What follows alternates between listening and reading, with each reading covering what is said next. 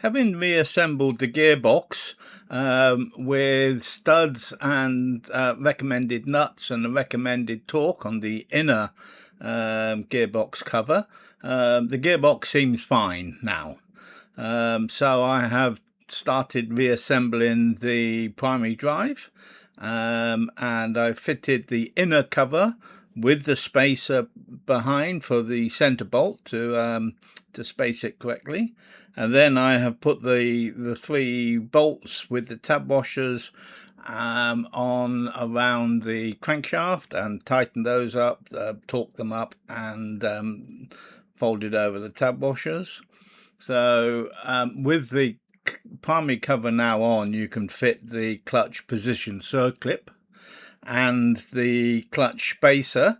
And the spacer has a recess for the circlip that keeps it in its slot. And then having done that, I've then checked the clutch pack, and that's as it was, so I can now continue to reassemble the rest of the primary drive. The clutch center nut is a 7/16 Whitworth, and I have put the bike in gear and fitted the stand and the brake so I can actually hold the center while I actually do up the nut. I then am going to do the tab washers and then fit the rest of the clutch. I am torquing up the clutch center nut. I have blue Loctite on the nut, and I'm going to about 40 foot-pounds as recommended on various websites. And oh, it's turned off.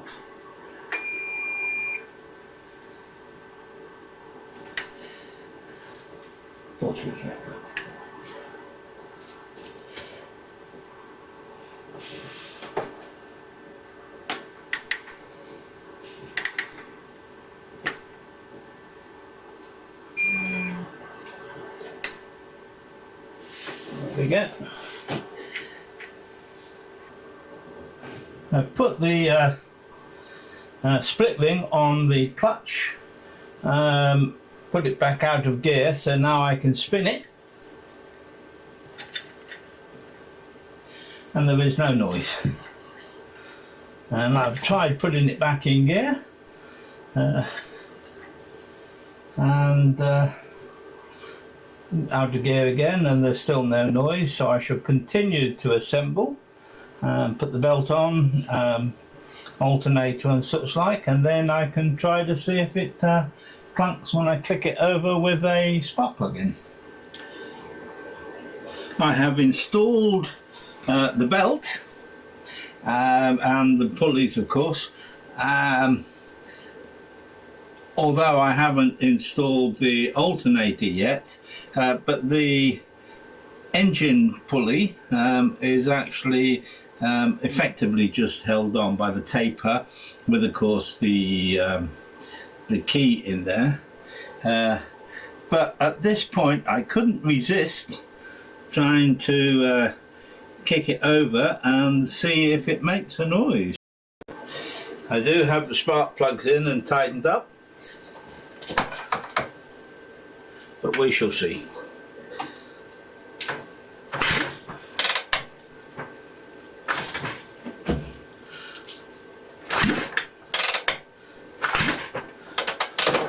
So there is no clunk, so that is extremely good news. I shall continue to put the rest of the primary drive together and put some oil in the swinging arm and such like, and I shall show you that as I get there.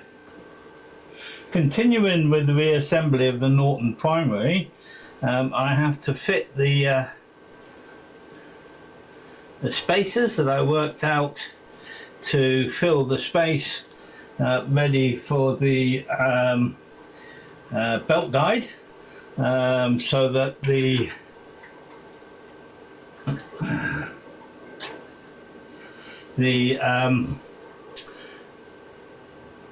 there is a continuous metal connection all the way through the middle. I then need the key.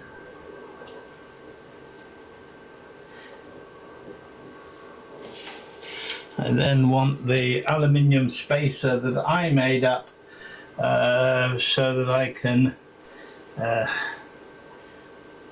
need to tap that in a little bit. So I have fitted the guide plate, I have fitted the spacers behind, I have fitted the aluminium spacer on this side that will actually hold the alternator rotor out a little.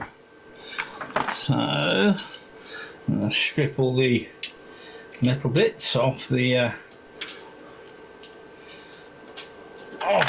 alternator rotor. Oh, put that in there out of the way.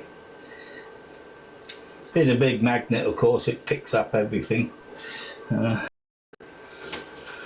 light smear of assembly lube on the outside, and then I need to make sure that I have the timing marks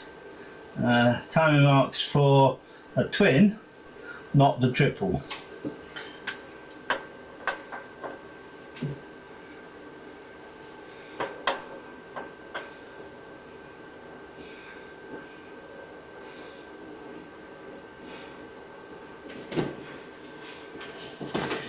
To do with having this other leg around me. I was right, of course, that it is a crinkle washer. Now I'm going to put a little bit of blue Loctite on the middle of this, because you really don't want this one coming apart either.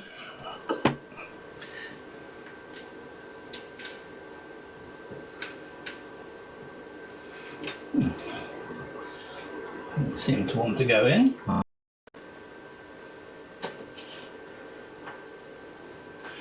The alternator crankshaft bolt again says it should be 70 foot-pound.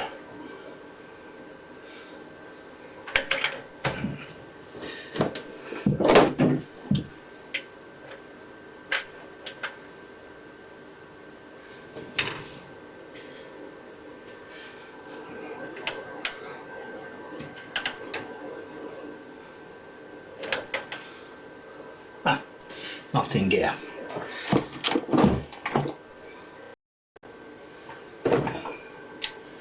So that's not an easy balance to actually do that up, hold that down and not fall over.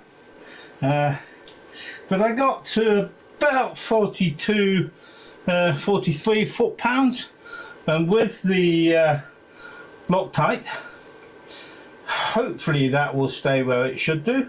And oh, I had to put the bike in gear. It won't tighten up if you haven't got the bike in gear, even if you've got the bike on. And of course it's easy, you only have to take out the one centre nut to actually get to it again, and it's not as if it's going to dump a lot of oil on the floor, hopefully. So we will hopefully see what we get with that. Let's put the alternator stator on next, get the wire through, set the clutch. Oh, got to put the clutch cable in, and yeah, we're moving forwards.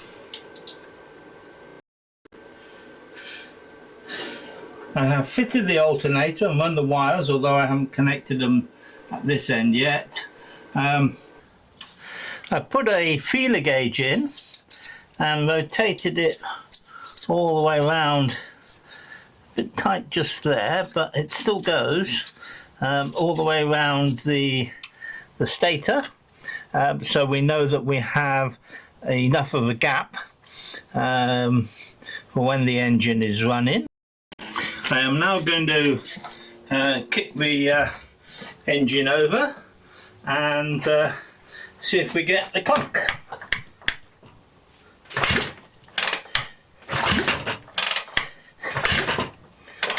No clunk. That's with the spark plugs in and fully tight. So that's good news.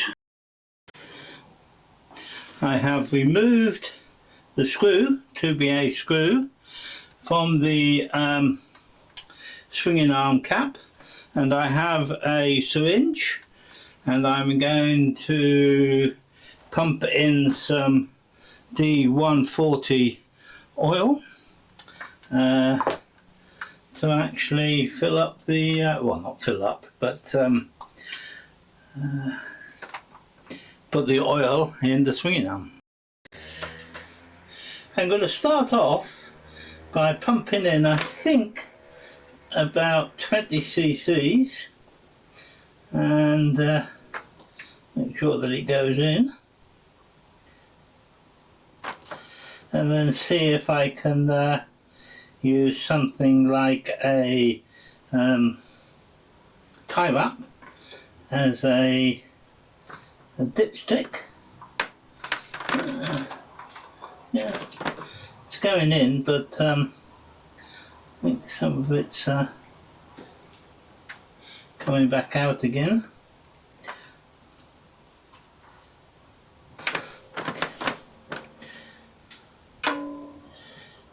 Yeah, I've got about 10 cc's in then.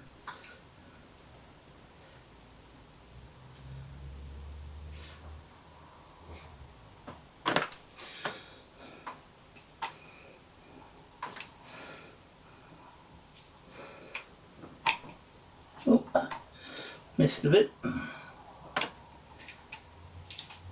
Oh, I think we may have filled it.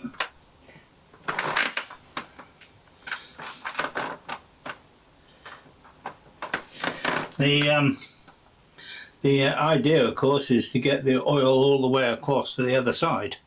Let me find a dipstick and see if we can see where we are. So I found a white tie wrap, and we'll put that in and see if we can see where we are. See that it will go in, of course.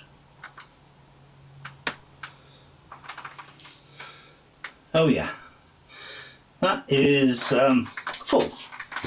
So we'll leave it at that, and I'll put the screw back in, and we'll see if we've got anything dripping out once I've actually got the screw in. Well, that was a fiddle. I had to put some grease onto the screw and some grease onto the end of the screwdriver to screw that in. Once it started, of course, it's fine. I put a recess in here. I should have actually just recessed where the bolt goes through. Obviously, we'll get a longer bolt, of course. And it was a little bit tricky trying to get that in there. But using the grease as a glue, it went in okay. So we will discuss the actual bushes that are in there, because I got some special ones as such. The swinging arm bushes that are used on this Norton Commando were purchased off the internet, and they are actually made up from a lubrication loaded plastic that is designed to work where there is minimal lubrication. There is a link on the website to the company in Australia that actually makes this material, and somebody obviously bought a chunk and turned it and I managed to get a pair. I'm hoping that it will work, and the oil is not actually required, but having put the oil in the swinging arm, might as well see. Next thing, of course, is to fill up the gearbox with oil. I've put the clutch cable in, but I've got to set it. It's is that hanging up on something somewhere? So the clutch cable is actually in the clutch lever arm. The clutch operating cable is in the operating arm, and I now need to adjust it so that I've got everything just taut without it actually putting pressure on the clutch release shaft itself. So it is actually working. There's not much play in the cable, but what we'll do is adjust the center bolt such we've got it just touching, just tight, and then we'll go back a quarter to half a turn to see how that feels. So that's touching about there. Oh no, it's not. A little bit more. Now that's tight. So we'll come back now half a turn. It's about there.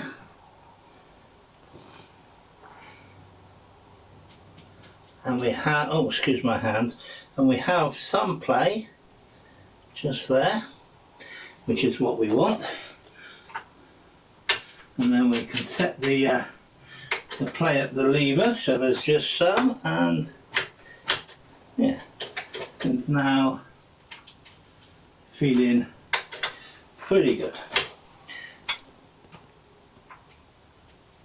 Good. I have set and tightened up the clutch activating pin, such that there's a little bit of play at the other end in the gearbox so that the shaft going through is loose. I have adjusted the cable so there's just a little bit of play at the handlebars.